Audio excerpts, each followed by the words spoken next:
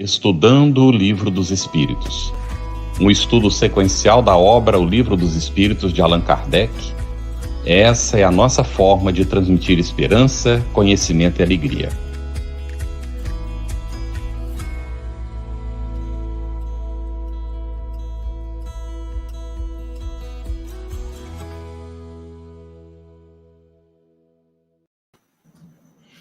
Olá, saudações fraternas a você que nos acompanha de casa, no nosso Estudando o Livro dos Espíritos. Seja muito bem-vindo para o nosso estudo de hoje. Damos as boas-vindas a Cris Drux, com quem dividimos aqui a responsabilidade da condução desse estudo, e as nossas intérpretes para Libras, André, Beatriz e Jane Alves, que estão hoje fazendo a interpretação. Muito obrigado. E também os nossos convidados de hoje, Thelma Machado, que é diretora de comunicação da Associação Brasileira dos Magistrados Espíritas, ABRAME, facilitadora de estudos e palestrante espírita. E José Alberto Costa Machado, atuante no Movimento Espírita do Amazonas. Os nossos agradecimentos também aos nossos parceiros de transmissão simultânea. E hoje, meus amigos, seguiremos o nosso estudo nos debruçando sobre o capítulo 6º da segunda parte do Livro dos Espíritos, com o tema Percepções, Sensações e Sofrimento dos Espíritos, nas perguntas que vão de 244 a 252. Muito bem, vamos iniciar aqui perguntando para a Thelma. Os espíritos veem a Deus, Thelma? Está fechado seu microfone.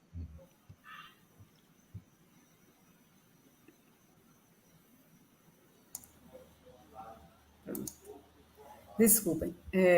Carlos, Cris, Alberto, boa noite a todos. Eles responderam a Kardec o seguinte: só os espíritos superiores o veem e compreendem, os inferiores o sentem e adivinham. Aí cabe uma colocação aí nessa resposta, porque nós não podemos interpretá-la de uma forma literal, certo? Não podemos interpretar literalmente essa resposta, porque a gente não pode nem conjecturar que vemos uma imagem antropomórfica de Deus, obviamente, né?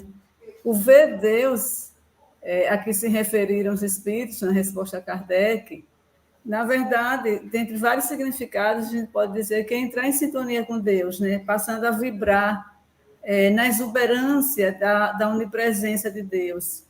Não somente sentir que ele existe, né? Inclusive, o espírito da Amélia Rodrigues descreve em um de seus belíssimos livros que é mediante a pureza de coração, nascente do sentimento, que se vê Deus.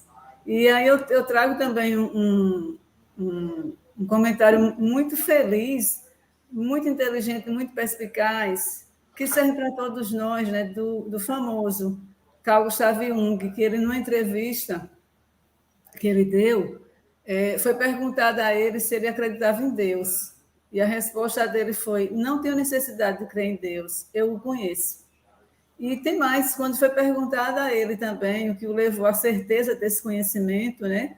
Ele ainda complementou, ele disse o seguinte, nas palavras dele, né? Tudo que aprendi levou-me passo a passo a uma inabalável convicção sobre a existência de Deus. Eu só acredito naquilo que sei, e isso elimina a crença. Portanto, né, ele continua dizendo ele, portanto, não baseio a sua existência na crença. Eu sei que ele existe. Acho que meus pensamentos giram em torno de Deus como os planetas giram em torno do Sol. E são, da mesma forma, irresistivelmente atraídos por ele. Eu me sentiria, diz ele ainda, Jung, né, como o maior pecador querer opor uma resistência a esta força. Compreender que Deus, pelo menos para mim, era uma das experiências imediatas. Então, quando se chega a esse grau de percepção, esse grau de entrar nessa sintonia de Deus, de dizer, olha, eu não creio, eu conheço, é um ver Deus. É claro que ainda é um ver Deus num sentido figurado, mas o ver Deus mais aprofundado, como Kardec, os Espíritos respondem a Kardec, é você chegar a um nível de perfeição moral que você esteja em sintonia com ele. Como Jesus estava em sintonia. não é a gente ter uma visão antropomórfica de Deus, ver Deus, aquele senhorzinho, né, que no imaginário, quando a gente é criança, a gente tem. Não nesse sentido. Materialista e antropomórfico, não. Muito bom. Meus amigos, como já estão acontecendo algumas participações aqui no chat, a gente vai lembrar que hoje a gente tem uma jornada aí de algumas questões atinentes ao roteiro do estudo de hoje. Então, a gente vai buscar responder as perguntas atinentes ao tema, né? O que Carlos sempre nos fala. E a gente vai tentar atender essas questões ao longo da nossa live, tá? Agora, para o José Alberto, a gente vai fazer a seguinte indagação, José Alberto. Quando um espírito inferior diz que Deus lhe proíbe ou permite uma coisa, como sabe que isso lhe vem dele? Em primeiro lugar, queria cumprimentar a equipe que nos coordena, a Thelma, nossa intérprete Libra, e aos internautas, pela alegria de estarmos juntos mais uma vez. Eu tenho a impressão que a pergunta ela não se refere só aos espíritos inferiores, mas, de maneira geral, aos espíritos, porque o que vale para o inferior, do ponto de vista de lei, que regula esse conhecimento, vale também para os superiores, né? Na resposta a Allan Kardec, os espíritos dizem que ele não vê a Deus, mas sente a sua soberania, e sempre que uma coisa não deve ser feita ou uma palavra não deve ser dita, ele sente uma espécie de intuição, uma advertência invisível. Então, nós temos aí alguns conceitos que valem para orientar a nossa resposta. Primeiro, ele diz que ele não vê, mas ele sente. De alguma sorte, chega a ele uma percepção de que há limites ou aberturas para que isso ou aquilo aconteça. E de que maneira que isso ocorre? Nós estamos imersos em um conjunto de condicionantes que nós poderíamos chamar de mecanismos da providência divina. Mecanismos da providência divina que dizem respeito à regulação dos planetas, à vida dos espíritos e também aquilo que está acessível ou não para cada espírito ter acesso. Se nós, como seres humanos, temos escalas muito amplas para acesso à realidade, seja a realidade sonora, seja a realidade visual, nós imaginamos que essa escala que os espíritos têm acesso daquilo que lhe é vetado ou lhe é permitido, deve ser escalas muito maiores, mas certamente baseado naquilo que é estabelecido pelos mecanismos da providência divina, né? Ele traz para os encarnados, para o próprio Kardec, dizendo, olha, os pressentimentos que vocês têm são como aviso desses limites, dessas possibilidades do que pode ou não ser dito, pode ou não ser entrevisto, né? Só que quando se trata dos espíritos de nível superior, exatamente pela razão de serem mais sutis, eles podem receber melhor as advertências divinas. À medida que o espírito evolui nessa sua capacidade de perceber, de entrar em sintonia com a vontade do Criador, que a Thelma se referiu, de acessar melhor, de se harmonizar melhor com as premissas da providência divina, ele, naturalmente, compreende melhor o que pode ou não pode ser dito, feito ou não feito. Então, são essas as considerações, Thelma.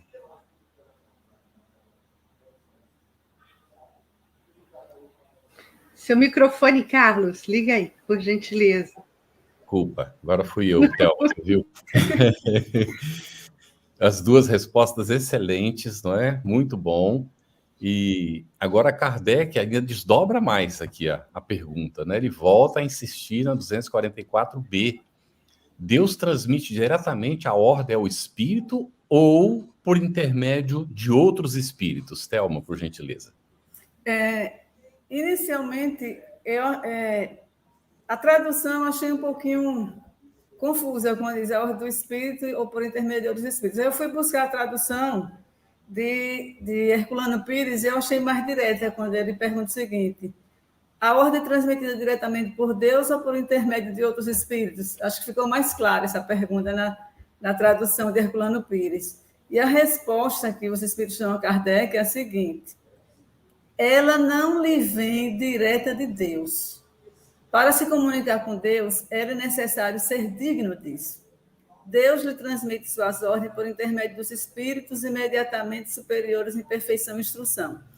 E aí a gente precisa se lembrar de uma passagem belíssima. Eu costumo dizer, Carlos, Cris, Alberto e todos que estão nos assistindo, que todo espírita deveria saber de qual parte do capítulo 14 do Evangelho de João. Porque a quantidade de informações que tem naquele Evangelho de João é uma coisa maravilhosa. Ele já começa dizendo: não se turbe o vosso coração, crede no Pai, crede também em mim. Na casa do meu Pai há muitas moradas, se não fosse assim, eu vos teria dito, para que onde eu estiver, estejais vós também. E é perguntado para onde ele vai, e ele responde também, quando pergunta em relação a Deus, que ele vai e diz o seguinte: Jesus, quem vê a mim, vê o Pai. Olha que resposta profunda que Jesus... Por que ele diz: quem vê a mim, vê o Pai? Porque ele faz a vontade de Deus, ele está nessa sintonia de Deus. E Deus transmitiu a Jesus seu pensamento, não totalmente óbvio, senão Jesus seria absoluto como Deus é, e o absoluto só tem Deus. Mas várias vontades de Deus foram transmitidas a Jesus. E aí a gente retoma. Como o Livro dos Espíritos é um sistema, né? Ele é um arcabouço, e a comunicação entre várias questões, a gente retomando a questão 11 do Livro dos Espíritos, quando foi perguntado: será dado um dia ao homem compreender o mistério da divindade? O que é que responde? Quando não mais tiver o espírito obscurecido pela matéria e pela sua perfeição, se houver aproximado de Deus, ele o verá e compreenderá. Ou seja, aquela primeira pergunta que Carlos fez também está aqui muito bem explicado, no sentido de não se ver Deus de forma antropomórfica. E o interessante é que nessa questão 11, Kardec ainda vai, né? Ele é educador, ele gosta de tudo muito bem explicadinho, Kardec. Ele vai e explica o seguinte: a inferioridade das faculdades do homem não lhe permite compreender a natureza íntima de Deus. Na infância da humanidade, o homem o confunde muitas vezes com a criatura cujas imperfeições lhe atribui. Mas, à medida que nele se desenvolve o senso moral, seu pensamento penetra melhor no âmago das coisas. Então, faz ideia mais justa da divindade, e ainda que sempre incompleta, e vai ser sempre incompleta mesmo, porque senão a gente não tem domínio total de Deus, mas conforme a sã razão. Ainda complemento na questão 13, quando Kardec pergunta: quando dizemos que Deus é eterno, infinito, imutável, imaterial, único, onipotente, soberanamente bom e justo, temos ideia completa de seus atributos? Eu acho isso uma ótima pergunta, né? Porque isso aqui é meramente exemplificativo. A gente costuma dizer isso no direito, Carlos, Cris e Alberto. Olha, meramente exemplificativo, não é taxativo, não. Porque são alguns dos muitos atributos de Deus, né?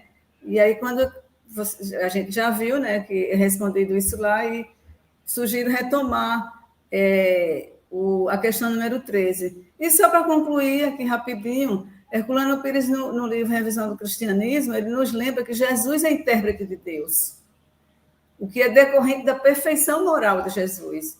E ele vai dizer o seguinte: o racionalismo de Jesus venceu a sabedoria infusa dos doutores da lei, pobres seres humanos que se julgavam intérprete de Deus. Sem querer, os cientistas que não batiam no peito, mas perscrutavam o céu e as entranhas da terra, confirmaram os ensinos evangélicos, claros e precisos, que os teólogos rejeitaram. Então, tudo isso para dizer o seguinte: à medida que nós nos aperfeiçoamos moralmente e espiritualmente, a gente vai, então, entrar nessa sintonia de Deus, e quando a gente chegar no estágio crístico, a gente vai ser o que Herculano Pires disse que Jesus é, intérprete de Deus. É esse nosso caminho. Muito bom, Thelma. Carlos, só duas questões que eu quero aproveitar já para inserir aqui logo após a resposta da Thelma, que tem a ver com o que ela nos explicou. Duas questões. Miba da Rio, tá, Thelma? Ela pergunta se, então, os espíritos precisam da autorização de Deus para se comunicar conosco. E na sua resposta, eu vou pedir para você também responder a Sueli Camilo, que ela diz: os anjos veem a Deus? A partir do que você explicou, né, a gente já pode concluir que sim. Mas explique isso melhor para a gente. Quer dizer, melhor, dentro do que ela tá, do contexto que ela está perguntando, porque você foi claríssima na sua resposta. Mas desdobre isso para a gente, Thelma. Cris, primeira pergunta, que eu acho que foi uma que o Alberto já respondeu, não foi? Que em relação... Você pode repetir, por favor, a primeira? A primeira questão é a questão da comunicação, né? Se os espíritos precisam da autorização de Deus para se comunicar conosco, encarnados.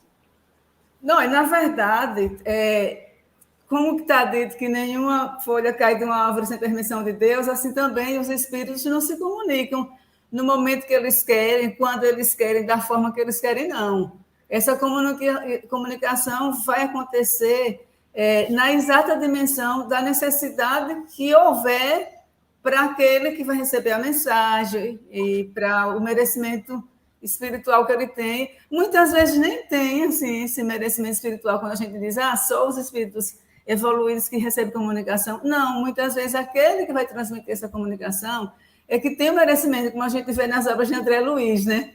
Assim, por muito que fizeram, muitas vezes é permitido que se traga alguma comunicação, algum parente seu que ainda está ali naquele estágio bem inicial. Até porque isso ocorre pela misericórdia de Deus. Deus permite que, pela misericórdia dele, nós recebamos, às vezes, aviso. E muitas vezes esses avisos não vêm nem na forma de uma transmissão de uma comunicação mediúnica. Muitas vezes vem na nossa própria mente, numa intuição, numa inspiração, que é um tipo assim, de mediunidade que no futuro vai predominar. É bem sutil a intuição e a inspiração. Quando a gente chegar a um estágio evolutivo muito, muito grande, a gente vai passar a valorizar mais a intuição e a inspiração. Então, nada acontece sem a permissão de Deus e sem que seja para a nossa própria elevação espiritual. E a outra foi em relação que ele perguntou... Se os anjos veem a Deus, quer dizer, os espíritos puros, né? Como foi dito, a resposta está, inclusive, em João 14, né, Cris? Quando Jesus diz... O que ela chama de anjo é quando a gente atinge o estágio crístico.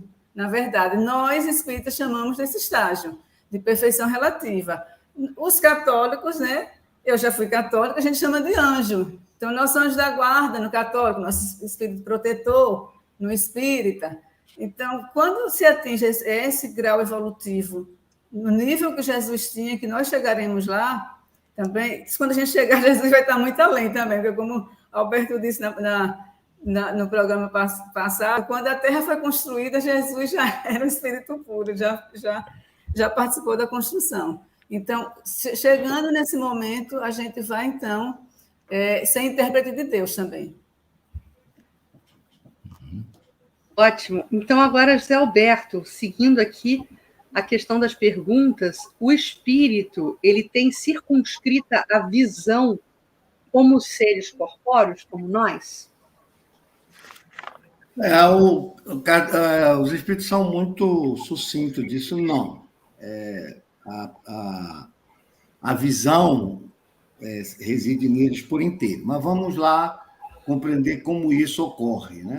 Uhum. O espírito, ele tem, é como se fosse permeado de sensores. Ao estar no mundo espiritual, sem a obstrução do seu corpo físico, ele consegue sentir a realidade que ele rodeia, né? Que está em toda a plenitude.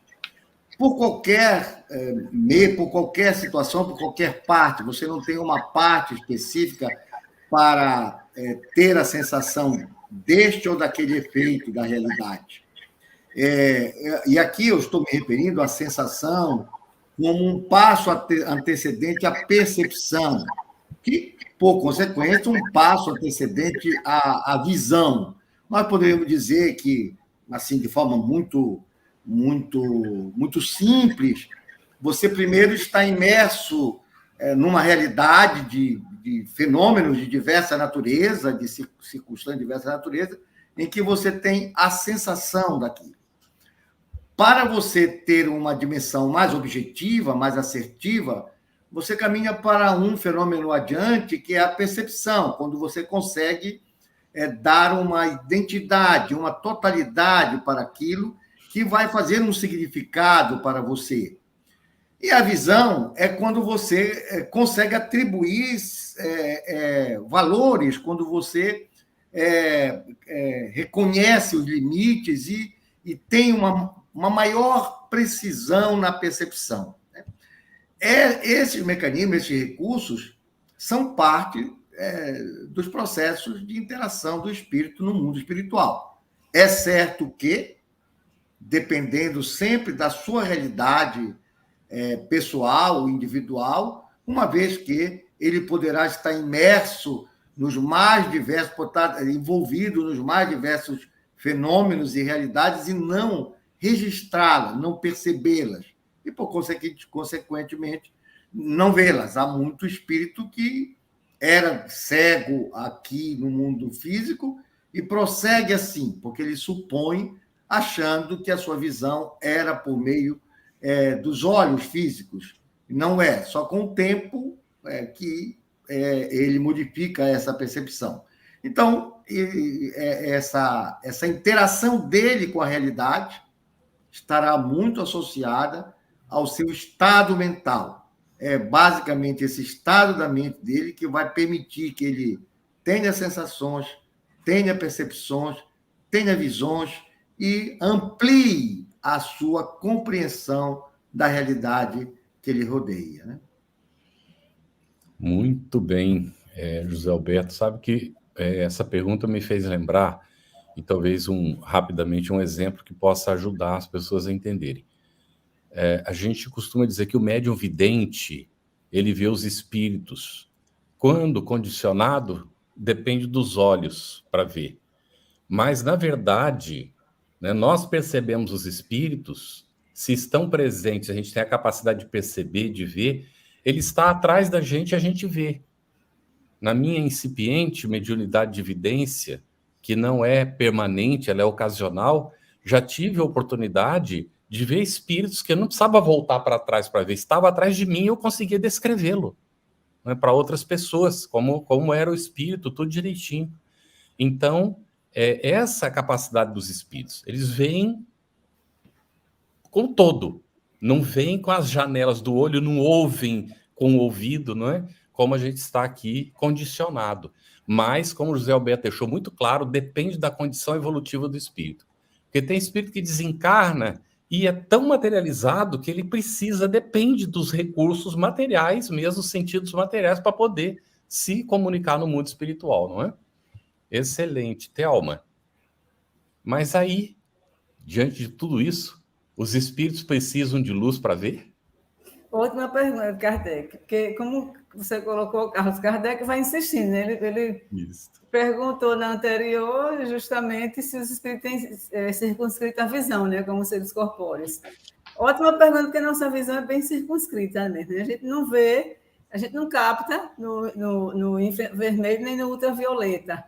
Não tem como. A gente vê 8 vezes pior do que a águia americana. O falcão enxerga presa a 1.500 metros de altitude. A águia de asa redonda consegue 5.000 metros de altitude enxergar um animal da dimensão de um ratinho. Então, vê como nossa visão biológica é limitada.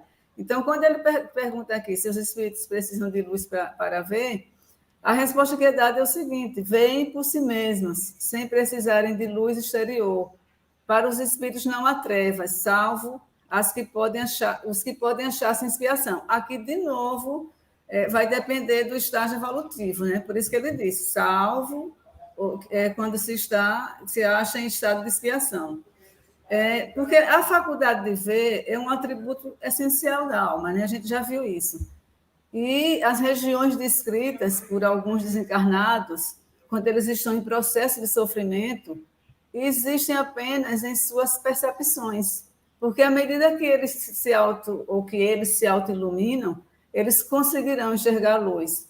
Inclusive, a Gênese, no capítulo 14, Kardec ele explica isso, eu acho muito importante eu trazer esse textinho do Kardec, porque eu acho que esclarece bem essa questão do Livro dos Espíritos. É o item 24 do capítulo 14. E Kardec diz o seguinte: pois que a visão espiritual não se opera por meio dos olhos do corpo, segue-se que a percepção das coisas não se verifica mediante a luz ordinária.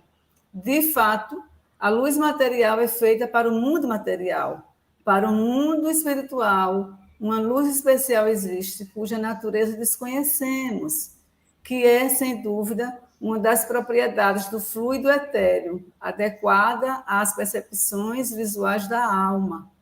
Há, portanto, diz Kardec, luz material e luz espiritual. A primeira emana de focos circunscritos aos corpos luminosos. A segunda tem seu foco em toda parte.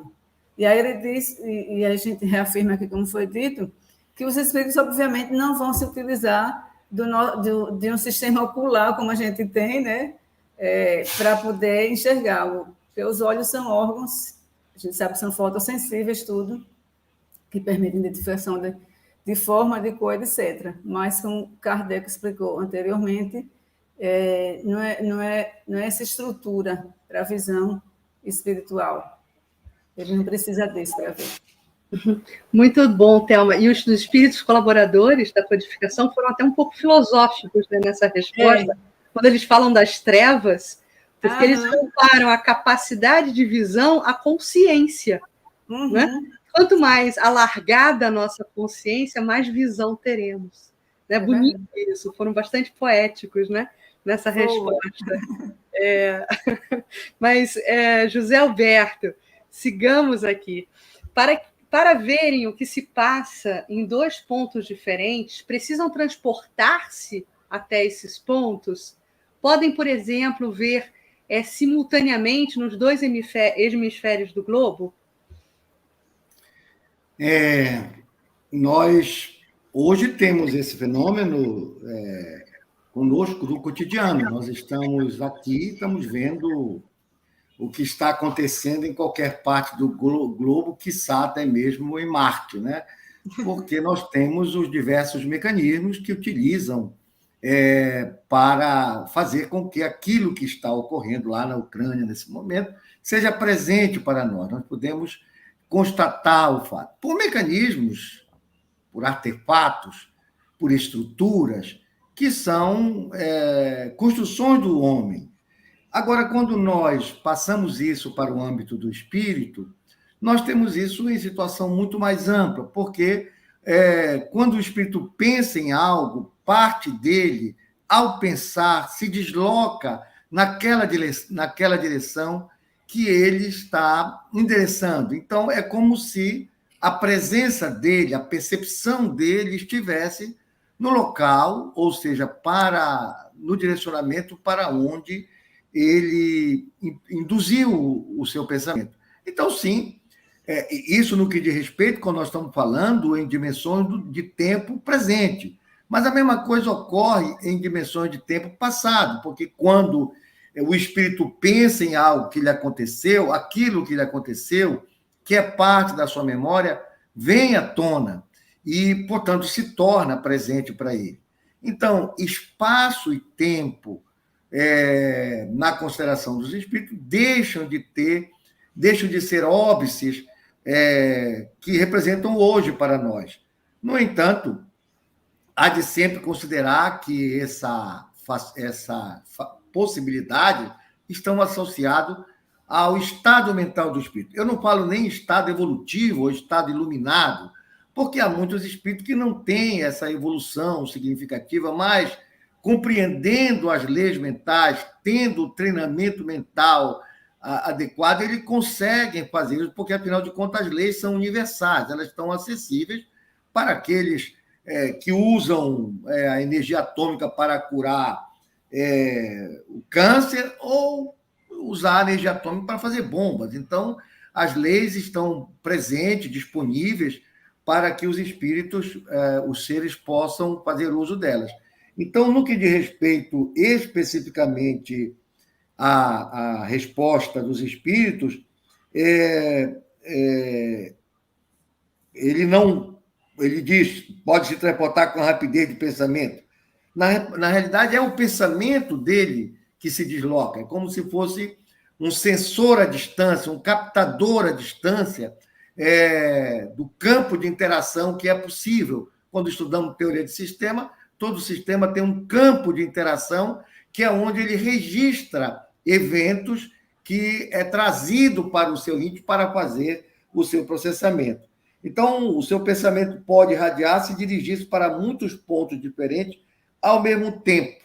E é isso que eu disse, é como se você estivesse ampliando as suas possibilidades de perceber o entorno e, por consequente, ver, sentir, ter a sensação do que está ocorrendo à distância. Por isso, mas ele faz a advertência, quanto menos puro é o espírito, tanto mais limitada é a sua visão. Só os espíritos superiores podem abarcar o conjunto. À medida que eu faço o progresso das minhas possibilidades, mais amplo, mais integrado, eu consigo perceber os fenômenos à distância no espaço ou em dimensões de tempos diferentes. Muito bem. Nós temos aqui o Danilo Bom, fez um comentário às 8h24. Gente, essa questão de ver Deus não procede. Deus não é entidade circunscrita, Deus não é contido, Deus contém. Emmanuel fala muito bem sobre Deus de forma científica. De fato, mas Jesus disse, só os puros de coração verão a Deus. Nós, Danilo, não temos ainda expressões, muitas vezes, para explicar aquilo que a gente ainda não entende. Como é que será a nossa relação com Deus? Logicamente que nós não veremos como nós vemos com os olhos de carne hoje, não é? Mas nós teremos uma relação com Deus. Se está dito pelos espíritos que os espíritos puros recebem as ordens diretamente de Deus ou cumprem a sua vontade, é porque eles percebem ou recebem a vontade de Deus. De que forma é, nós não sabemos ainda. Então, aguardemos, porque de fato não podemos bater o martelo, não é? Nem dizendo que vai acontecer de um jeito, nem que não vai acontecer. Porque de fato... Carlos, sim, pode falar, José. Me permite só, isso tem a ver com o próprio processo civilizatório que a humanidade, que o ser humano, que o sapiens vem construindo na evolução, na sua linguagem, na forma de perceber o entorno.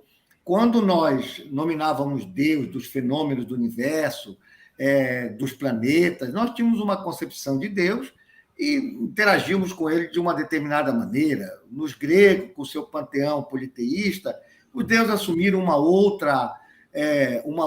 outro formato, um formato mais utilitário, e, portanto, todo o conjunto de conhecimento dessa interação de Deus ganhou uma outra dimensão.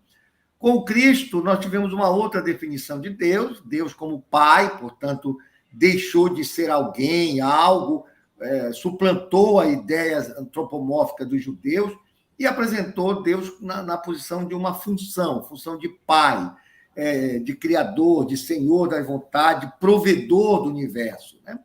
E com Kardec nós temos um avanço nessa caracterização da divindade, que é uma causa, né? Deixou de ter qualquer mecanismo definidor, circunscrevente e tal. Só que a nossa capacidade de linguagem, de percepção, não tem evoluído o suficiente para poder fazer jus a essa avançada concepção de Deus que a doutrina espírita tem. Transporta isso para uma causa. Nós precisamos de coisas concretas para ancorar os nossos pensamentos, que não está disponível ainda nesse momento.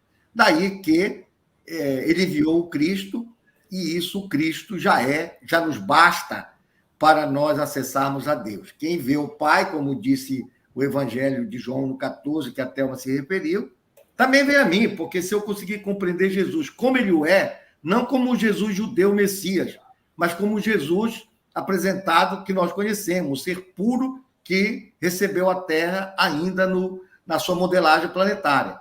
Então, aí, se nós formos aos poucos o concebendo assim, nós vamos nos aproximando de uma outra percepção da divindade.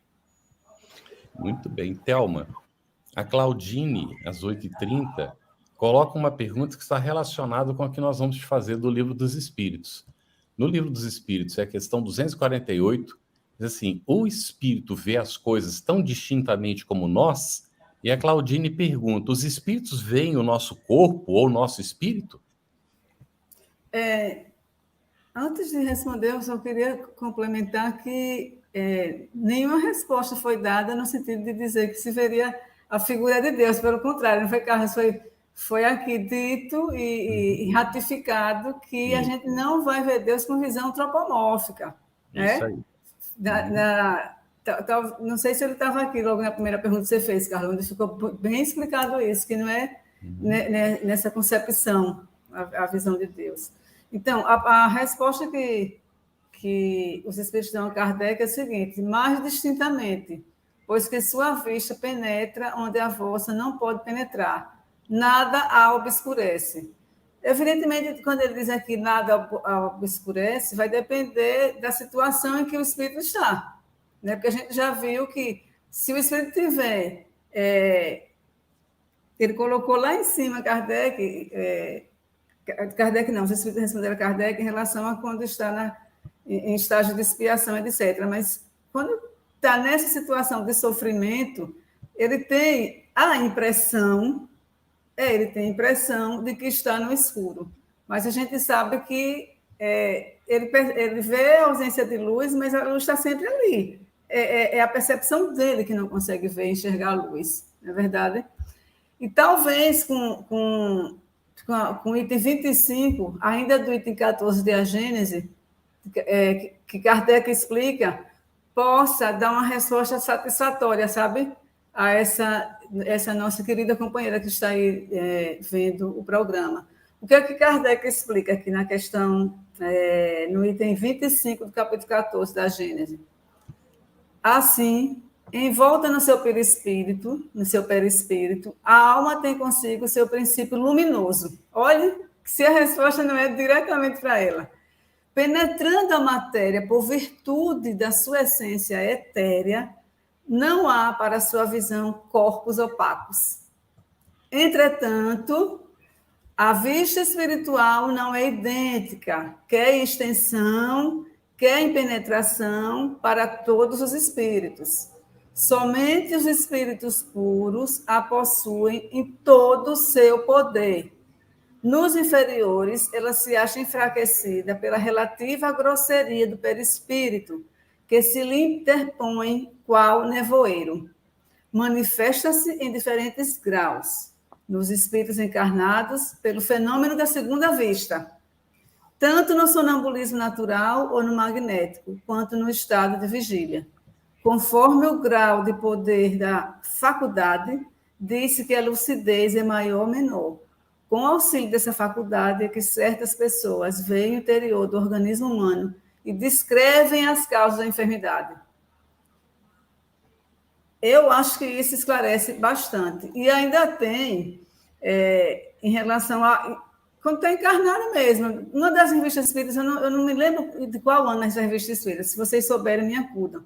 Mas tem uma experiência de Lombroso, né, aquele grande médico, cirurgião, higienista, criminologista, que ele fez uma experiência com uma criança de 7 anos que era cega, que ela viu pelos lobos da orelha e viu pela ponta do nariz, mostrando justamente, né, que é muito amplo esse campo de visão. Espero ter respondido. Muito bom. Para introduzir a próxima questão aqui para o José Alberto, eu vou lembrar de uma expressão muito utilizada, inclusive, na literatura espírita, coros celestes. Então, a gente aproveita e ratifica a existência desses coros celestes e vibrando aí por todos que pedem bênçãos e vibrações positivas aqui no chat, sem poder citar todos os casos, mas estamos certamente com suporte a todas essas questões. José Alberto, O espírito percebe os sons, os coros celestes? Coro celeste, ele vai precisar chegar perto dele para poder perceber. Senão ele vai perceber só choro, choro da terra. Mas, olha, novamente os espíritos é daquelas respostas que eles olham, sim, percebe, e até mesmo os sons que vossos sentidos obtusos são incapazes de perceber. Então, ele categoriza os nossos sentidos como obtusos. E ele diz que, na condição de espírito, ele é capaz de perceber sons que estão para além dessa possibilidade. Agora, veja, quando nós estamos falando apenas dos nossos sentidos obtusos, que eles enquadraram bem, nós estamos falando do chamado espectro sonoro, que é reconhecido na física e no conhecimento científico nosso, que é a faixa de frequência em que existem as ondas sonoras, ondas chamadas hertzianas, né? Sejam elas audíveis ou não. E só nesse campo, nas chamadas ondas não audíveis, o infrassom, são aquelas que estão abaixo de 20 Hz, tem uma enorme quantidade de sons que nós não percebemos. Sons, por exemplo, como as pequenas manifestações dos sismos, das erupções vulcânicas, que nós não percebemos, mas os animais são capazes de perceber, e antes que os homens percebam, estão lá os elefantes correndo, gritando, cachorros subindo para mais alto, porque percebem um som que nós nem de longe estamos prontos para perceber. E tem, por exemplo, a faixa que são os sons audíveis, nos nossos obtusos, é de 20 a 20 mil hertz, que também não é grande coisa, porque nós temos acima de 20 mil uma escala muito maior, onde se manifestam sons, é o chamado ultrassom, né? Onde se manifestam sons que os nossos ouvidos não são capazes de perceber, mas que existem. São utilizados para vários, sobretudo para dar identidade precisa a objetos. É assim, por exemplo, que os golfinhos no mar desenham corretamente qual é o formato de um cardume de peixe, ou então que uma ultrassonografia consegue identificar pólipos milimétricos que estão lá na intimidade do intestino para poder permitir um bom diagnóstico a respeito. Então, veja só, os nossos sentidos, só no nosso mundo, nós estamos falando de ondas hertzianas, que os nossos recursos obtusos conseguem perceber, nós temos aí uma classe enorme de sons que nós, seres humanos, não conseguimos ouvir. Tanto os subsons, né, os infrassons, quanto os ultrassons. Imagina isso no mundo dos espíritos, né, onde as manifestações da realidade se tornam completamente diferentes e a capacidade de perceber dos espíritos se amplia porque deixam de estar com óbices do nosso tímpano, do nosso aparelho auditivo e da nossa capacidade de registrar essas ondas sonoras. Então, portanto, a capacidade de ouvir dos espíritos é, sem dúvida, muitíssimo mais ampla, muito maior e, obviamente, de maior qualidade do que aquela que nós ostentamos. José Alberto, Kardec desdobra essa pergunta e aqui na 249A ele coloca que se no espírito essa faculdade de ouvir, ela também está em todo ele, como foi explicado que é a capacidade de ver. Pois é, diz que todas as percepções, como resposta, são atributos do espírito e fazem parte do seu ser. Ou seja, o corpo em si, ele não tem esse atributo de perceber a realidade. Aquilo que está nele, pelos sentidos sensoriais, é como se fosse o que nós falamos na semana passada, as janelas cognitivas do espírito.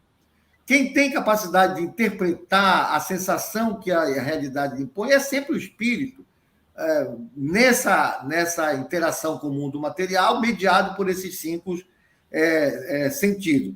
Porém, as percepções da realidade são do espírito. A capacidade, o atributo de perceber a realidade como um todo é do espírito, é originalmente do espírito. Aquilo que, quando encarnado, nós percebemos é um subconjunto mínimo da realidade que o espírito consegue perceber por causa do equipamento que ele tem, o escafandro que ele tem, que não lhe permite acessar a toda a realidade. Quando ele está revestido, portanto, de um corpo material, ela só lhe chega pelo conduto desses órgãos, mas quando está em liberdade, ela deixa de estar localizada. Há que se considerar também que ele fala de corpo material e não necessariamente orgânico. Perispíritos grosseiros, certamente, tenderão a ter menos capacidade de perceber, de sentir a realidade no qual esteja envolto e, consequentemente, de perceber e, por consequência, de compreender melhor, porque ainda estará obstado por um perispírito grosseiro de matéria, ainda que fluídica. Muito bom. Thelma, agora a próxima questão, que é a 250, Kardec ainda continua dando desdobramento a essa questão das percepções, né? E ele pergunta assim: constituindo elas atributos próprios do espírito, ser-lhe-á possível subtrair-se às percepções, essas percepções? E a resposta que os espíritos dão, Cris, é a seguinte: o espírito unicamente vê e ouve o que quer. Dizemos isto de um ponto de vista geral e, em particular, com referência aos espíritos elevados, porquanto os imperfeitos, muitas vezes, ouvem e veem a seu malgrado o que lhes possa ser útil ao aperfeiçoamento. Ou seja, aí vai também da elevação ou não do espírito. E eu acho que tem uma passagem no Evangelho que, de alguma forma, explicita também essa questão, que é em Mateus, no capítulo 15, versículos 12 a 14, que diz assim: aproximando-se então seus discípulos, disseram-lhes: sabes que os fariseus, ouvindo o ensino, se escandalizaram, porque às vezes ouvem, né, mas não capta. E Jesus lhes disse o seguinte: toda planta que meu Pai Celestial não plantou será erradicada. Deixai-os, são cegos, guiados de cegos. E se o cego guiar outro cego, cairão ambos no barranco. Terminologia do Evangelho. O que é que Jesus está nos conclamando aí? Ele está nos conclamando para que cada vez a gente se esclareça, utilize cada vez mais também as percepções espirituais, que são a partir de quê? Da nossa própria evolução espiritual. Que Alberto falou aí em nível de consciência mesmo. Quando nossa consciência vai se dilatando e a gente vai transformando o conhecimento em sabedoria, obviamente que a gente vai desenvolver essas duas asas que Emmanuel fala, né? Tanto a intelectualidade, mas também a espiritualidade, quando esse conhecimento espírita, ele não fica de forma estéril, ele tem um sentido finalístico, porque um conhecimento sem um sentido finalístico, ou seja, sem aplicação, ele é estéril. E nesse aspecto, quanto mais a gente evolui nessa parte de buscar esse conhecimento, de se apropriar desse conhecimento, principalmente de concretizar esse conhecimento, a gente passa a se iluminar e automaticamente a gente vai iluminar aqueles também que estão à nossa volta. Aí tem uma lição rapidinha aqui de Pastorino, no volume 4, Sabedoria do Evangelho, que ele explica essa passagem bonita de Jesus, quando ele diz que toda a doutrina, que aí seria a planta, né? A planta que Jesus que está lá, não inspirada, ou seja, não plantada pelo Pai, que é a mente, mas apenas fruto de intelectos personalísticos, será cortada pela raiz e totalmente destruída. Constantes exemplos disso encontramos na história, ao verificar as numerosas seitas e religiões que nascem e vivem em certo período, que pode ser 20 ou 50 séculos, e depois desaparecem, mortas pela falta de raízes espirituais. Todas as doutrinas que vêm de Deus permanecem, são plantas cujas sementes foram lançadas pelo Pai e germinam, crescem, florescem e frutificam no coração dos homens por toda a eternidade. Então, a codificação espírita, não somente Kardec e quem o auxiliou no plano físico e no plano espiritual, como também aqueles que tanto ajudaram, como Leon Denis, Herculano Pires, Jacques Jacob e tantos outros que auxiliaram, né? Bezerra de Menezes, tudo, eles vão fazer com que justamente haja germinação. Cabe a nós também, enquanto espíritas, né? De ser não somente a semente da parada do semeador, mas ser o terreno fértil também, para render a 30, 60 e 100. Muito bom. José Alberto. Estamos aí na questão 251. Os espíritos são sensíveis à música? Pois é, eles responderam primeiro uma pergunta referente a que música? Essa de vocês aí, os funks, sem qualquer discriminação, essas manifestações que entretem multidões ainda nos dias presentes. Imagina os espíritos falando, eu fico pensando, eles fazendo uma comparação, e já tínhamos acesso aí às grandes contribuições de Johann Sebastian Bach, de Mozart, os grandes audaces de Albinoni e as grandes contribuições do Barroco, que já encantam, né? Já encantam muito a alma mais sensível. Mesmo assim, ele ainda vem e diz assim, mas que música que vocês estão se referindo, né? E que é ela comparada à música celeste, a esta harmonia de que nada na Terra vos pode dar ideia. Eles apresentam-nos a música, efetivamente, como expressão de uma harmonia celeste que nada na Terra pode ainda nos dar uma... Não é nem ser compreendida, é nos dar ideia do que possa ser. Às vezes eu me lembro dessa resposta, e quando estou aqui na Amazônia, olhando aqui um rio com a sua placidez, noto aquelas imagens, aquelas sombras das árvores refletidas, o sol caindo no horizonte com aquela expressão de rubi, bando de pássaros passando e eu sentado na praia, ouvindo o marulhar das ondas, eu me dou conta da grandeza, da beleza e dá vontade de orar. E aí eu me lembro que os espíritos se referiram, mas a essa harmonia que nada na Terra pode dar ideia, aí eu fico imaginando de que harmonia, de que música, de que expressão ele estaria falando, né? E mais, uma está para a outra como o canto do selvagem para uma suave melodia. Aí, quando ele fala do canto selvagem, eu também me lembro das músicas africanas, músicas de raiz, que eu me encanto quando ouço aqueles cantos do Burundi ou do Império Centro-Africano com as suas expressões de lamento, como se fossem dores, e me encanto com elas, né? E aí os espíritos vêm aqui e dizem, mas olha, o canto do selvagem, distante de uma suave melodia, é uma distância muito grande, né? Não obstante, os espíritos vulgares podem experimentar certo prazer em ouvir a vossa música, certamente.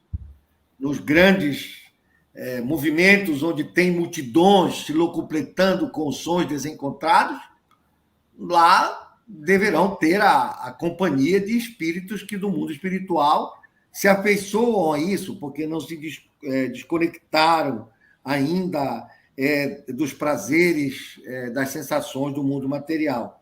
Mas a música possui infinitos encantos para o espírito, em razão de terem muito desenvolvido as suas qualidades sensitivas.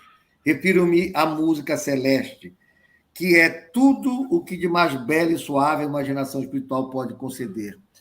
Aí, o Emmanuel falando da arte de maneira geral, mas eu transporto isso para a música, quando ele se refere no Consolador mesmo, no livro O Consolador, lá na questão 161, de que a arte pura, portanto, falaremos aqui da música, nessa música celeste, é a mais elevada contemplação espiritual por parte das criaturas.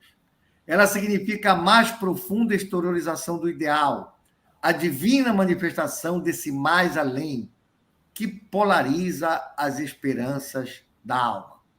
O artista verdadeiro é sempre o médium das belezas eternas e o seu trabalho em todos os tempos foi tanger as cordas vibráteis do sentimento humano, alçando-o da terra para o infinito e abrindo em todos os caminhos a ânsia dos corações para Deus nas suas manifestações supremas de beleza, sabedoria, paz e amor. Então, ele está falando da música que nós temos aqui, que a mais bela, a mais pura, ela ainda é uma interpretação do que aqueles médiuns conseguem fazer, os médiuns da arte, fazendo o download dessas belezas celestes para o consumo nosso dos humanos.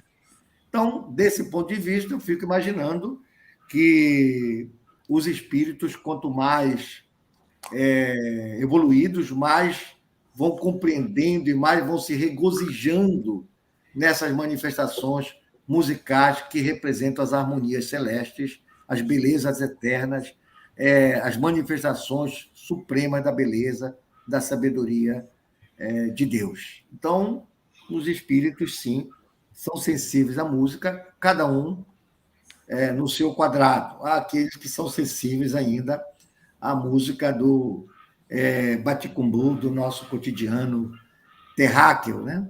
E há aqueles que só se encantam quando ouvem uma sonata, um prelúdio de Chopin ou uma outra dessas que nos arrebatam.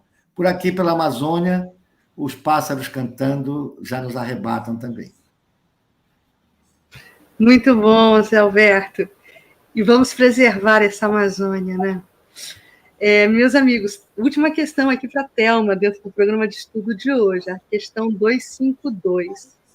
São sensíveis os espíritos às magnificências, belezas da natureza, Thelma? Ai, amo quando fala da natureza. Então, a resposta que é dita, que os espíritos dizem a Kardec, a resposta é a seguinte: tão diferentes são as belezas naturais dos mundos que longe estamos de as conhecer. Sim, os espíritos são sensíveis a essas belezas, de acordo com as aptidões que tenham para as apreciar e compreender. Para os espíritos elevados, há belezas de conjunto que, por assim dizer, apagam as das particularidades. Eu acho muito, muito interessante quando ele coloca essa beleza de conjunto, né? Vem no plano maior. Eu me lembro de uma letra de uma música de Roberto Carlos, quando ele diz assim, que se as cores se misturam pelos campos, é que flores diferentes vivem juntas, né? E a voz dos ventos na canção de Deus responde todas as perguntas. Acho muito bonito isso. E quando ele responde isso a Kardec, ele está querendo dizer o seguinte: não vai olhar a beleza só particularizada, porque há um concerto universal e se visa sempre a isso. A escala evolutiva, que é pensada, a potencialidade que todos nós temos, né? Quando Deus cria, o Espírito, todos têm essa potencialidade de chegar à perfeição relativa, é para que se atinja essa beleza de forma coletiva mesmo. E aí, sobre a natureza, inclusive, Leon Denis esclarece no livro O Grande Enigma, referindo a Deus como potência suprema, e ele diz o seguinte, que tudo quanto na natureza e na humanidade canta e celebra o amor, a beleza, a perfeição. Tudo que vive e respira é mensagem de Deus. As forças grandiosas que animam o universo proclamam a realidade da inteligência divina. Ao lado delas, a majestade de Deus se manifesta na história, pela ação das grandes almas. Olha só que interessante, pela ação das grandes almas que, semelhantes a vagas imensas, trazem às plagas terrestres todas as potências da obra de sabedoria e de amor. E aí ele complementa que é uma lição para todos nós, diz o seguinte: a alma pura comunga com a natureza inteira, inebria-se nos esplendores da criação infinita. Tudo, os astros do céu, as flores do prado, a canção do regato, a variedade das paisagens terrestres, os horizontes fugitivos do mar, a serenidade dos espaços, tudo lhe fala uma linguagem harmoniosa. Olha aí, o conjunto, né, como respondeu a Kardec. Em todos os visíveis, a alma atenta descobre a manifestação do pensamento invisível que cobre o cosmos. Este reveste para ela um aspecto encantador. Torna-se o teatro da vida e da comunhão universais, comunhão dos seres uns com os outros e de todos os seres com Deus, seu Pai. Deus é Espírito universal, que se exprime e se manifesta na natureza, da qual o homem é a expressão mais alta, diz Leon Denis, na página 58 dessa obra magnífica dele. Muito bom, Thelma. Bem, nós estamos chegando aqui, né, mais próximo do final, e como a Cris já falou, a gente já explicou, a gente dá prioridade às perguntas que são relacionadas com o tema. Então, eu vou fazer uma que está mais próxima do tema, não é? Que foi colocada no finalzinho.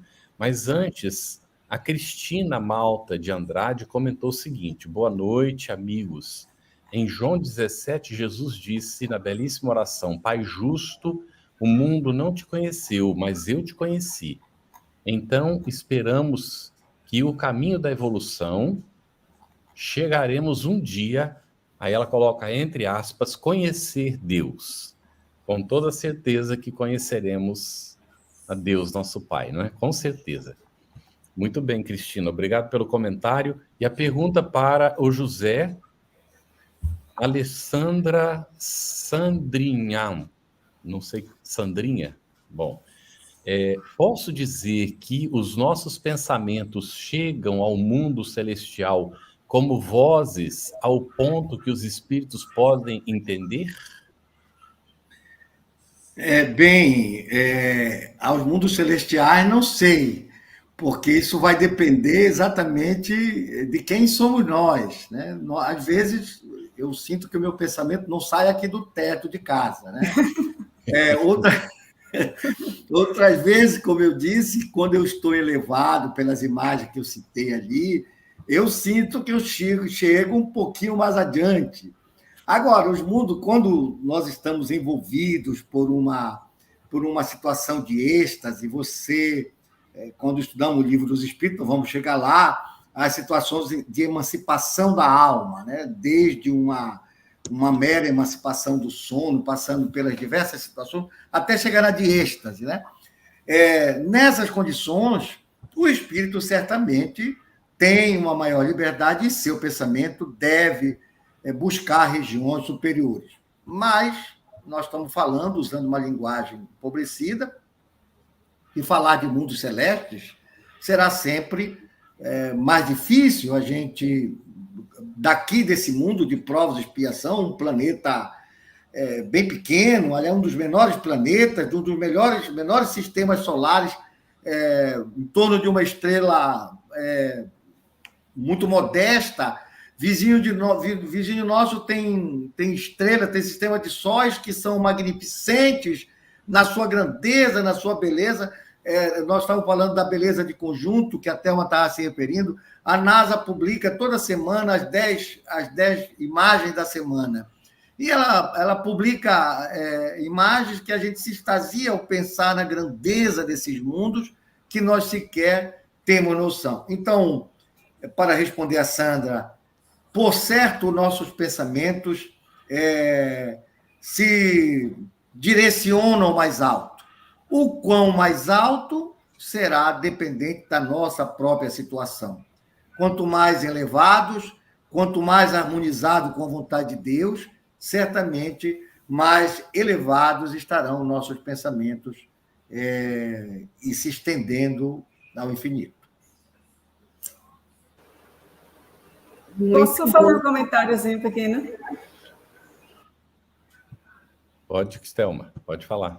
Só para consolar um pouco a nossa querida que está assistindo, que mesmo nosso pensamento chegando lá no mundo celeste, como Alberto muito bem colocou, mas lembrando que nós temos espíritos protetores que estão próximos a nós e que vão ouvir esse pensamento, que vão nos ajudar, que vão nos auxiliar, certo?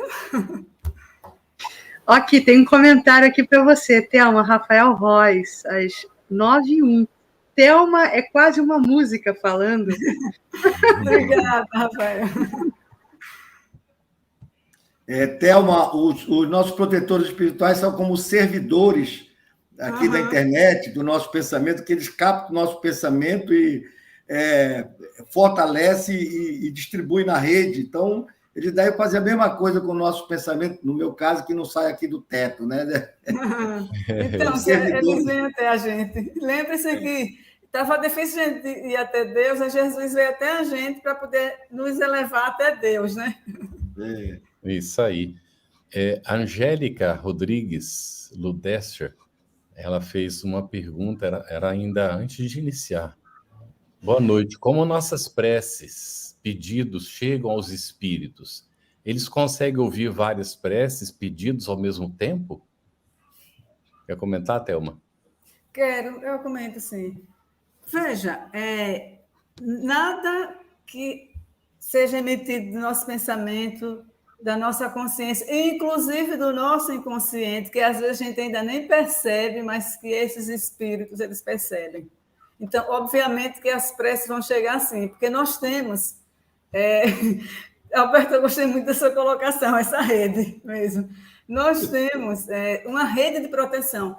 Gente, quando a gente reencarna, vocês não têm noção, só lendo os livros de André Luiz, para vocês terem noção de como eles são cuidadosos conosco, de como eles são amorosos. Então, toda a prece, todo anseio da alma, às vezes não é um anseio nem tangível ainda, nem perceptível em nível de consciente. Ainda está lá no inconsciente, ou se quiser, no subconsciente, e mesmo assim isso é captado por esses espíritos protetores, né? E, como disse André, colocado em rede, para que não nos falte o auxílio necessário. Lembrar que Deus é soberanamente bom e justo. Agora, lembrar também que Deus é misericordioso, mas a misericórdia de Deus não é cega. Então, temos sempre que caminhar, e temos sempre que procurar nos aprimorar. Eu me lembrei, para responder a internauta, de uma canção de Gilberto Gil, que eu estou aqui escutando o tempo todo durante o programa de hoje. Na primeira estrofe da letra, ele fala assim: se eu quiser falar com Deus, tenho que ficar a sós, tenho que apagar a luz, tenho que calar a voz, tenho que encontrar a paz e tenho que desatar os nós. Então, é bem isso que Thelma está falando, né? O nosso potencial de filiação divina, de se colocar em conexão com Deus, com Deus, espíritos superiores. Muito feliz, Gilberto Gil, nessa letra, né? Agora, tenhamos sempre cuidado. Eu acho que foi o Oscar Wilde que disse que uma das formas de os deuses nos punirem é atendendo nossas preces. Muitas vezes nossas preces, nossas orações não são lá coisas muito boas, né? Então, ainda bem que eles não atendem, né? Só o que é bom para a gente. Pois é, mas muitas vezes uma das formas de... ele usou o termo dos deuses politeístas, dos deuses se vingarem de nós, é atender nossas orações, nossos pedidos. Porque às vezes eles não são lá muito bons. Muito bem. Vai ser a última pergunta, José Alberto, para a gente terminar, da Ana Lúcia Brolho, também antes do início. Ela colocou: considerando que temos 9 classes de espíritos, como se processa essa distribuição após a desencarnação? Seriam colônias específicas para a continuidade do desenvolvimento espiritual? Olha, caríssima, o Kardec foi muito preciso ao dizer que aquilo era apenas uma forma didática de organizar para que o conhecimento pudesse ser percebido de uma forma mais organizada. Portanto, não existe essa distinção. Olha, aqui estão os imperfeitos, aqui estão os sábios, até aqui só passo de sabedoria. Não, até porque a diferença entre as escalas não existe um ponto marcante de quando o espírito deixa de ser isso ou passa para ser aquilo. Então, naturalmente, nós vamos ver quando nós vemos uma espécie de degradê, nós vamos ver as classes se diluindo e no ponto de uma escala a outra, nós compreenderemos muito bem a diferença. Mas, próximos, eles estarão confundidos uns aos outros. E ainda tem uma questão muito importante para aqueles que são estudantes do Livro dos Espíritos. Nós não podemos deixar de compreender que a escala que nós temos lá no Livro dos Espíritos, ela já começa com espíritos imperfeitos. E aí tem uma questão que certamente não dá para colocar no final, mas quando o espírito é criado simples e ignorante, ele é perfectível e não imperfeito, no sentido de que ele vai evoluir. Então, deve ter aí uma fase em que, na condição de simples e ignorante, até ele passar por essa primeira escala, deve existir. Talvez isso aí esteja se referindo aos espíritos que estão encarnados na Terra, essa classificação que está lá, dada no Livro dos Espíritos. Então, mas, de qualquer maneira, não tem essa separação, não tem essa categorização, não tem essa classe. Lá não deve ter sociedade de castas ou de classe no mundo espiritual. Portanto, não nos preocupemos. Se tiver, eu tô designado para alguma aí abaixo do Equador, viu? Obrigado, José Alberto. Essa questão das colônias espirituais, nós vamos, e a gente lendo Voltaire ali vê, não é? Cada um vai para o local com o qual sintoniza, dependendo dos seus interesses, das amizades que fez e daquilo que cultiva.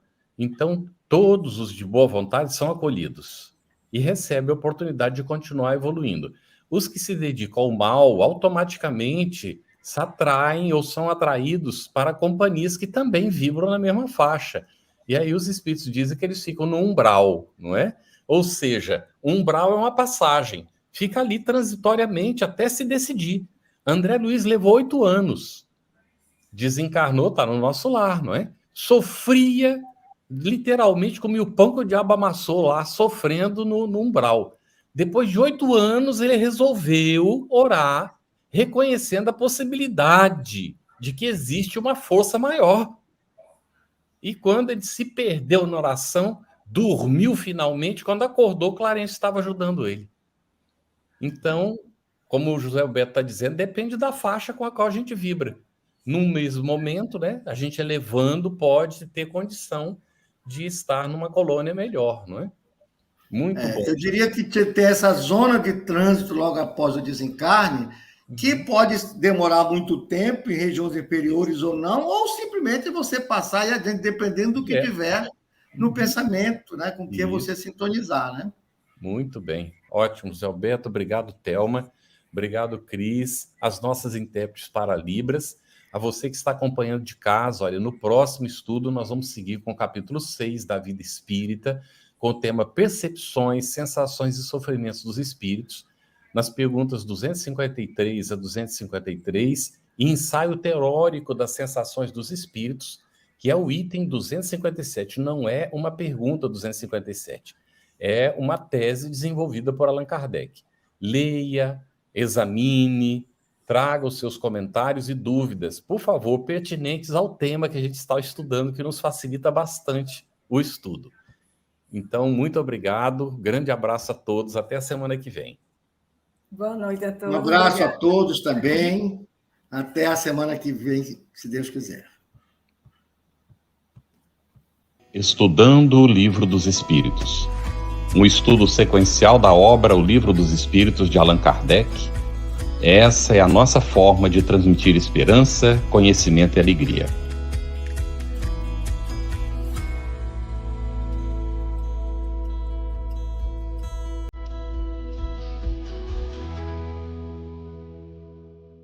Aproveitando a minha expressão de gratidão, dizer que tu continues a participar, colaborando tanto quanto possível, para que esta proposta de amor e de paz continue a celebrar a vida por mais longos anos, porque a necessidade do mundo é impiedosa, crescente.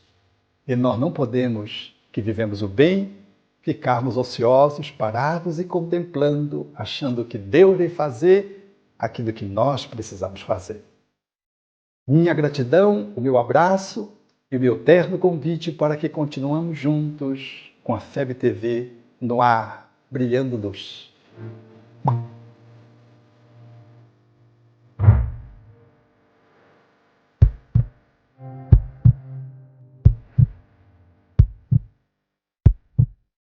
Iniciamos hoje a campanha Conheça a Federação Espírita Brasileira, que busca mostrar quem ela é. O trabalho realizado por meio desta instituição centenária, trazendo você para dentro da nossa casa. Como surgiu a Federação Espírita Brasileira? De Augusto Elias, o seu fundador, aos dias de hoje, o que ocorreu? Quem foram e quem são os vultos que fizeram e fazem parte desta história? Qual a relação de nomes como Chico Xavier, Bezerra de Menezes, Ivone Pereira com esta instituição? Qual a sua missão? Como ela atua na formação do homem de bem? Apresentaremos a Federação Espírita Brasileira em formato dinâmico com vídeos, depoimentos, postagens históricas, áudios. Conheça e faça parte desta família.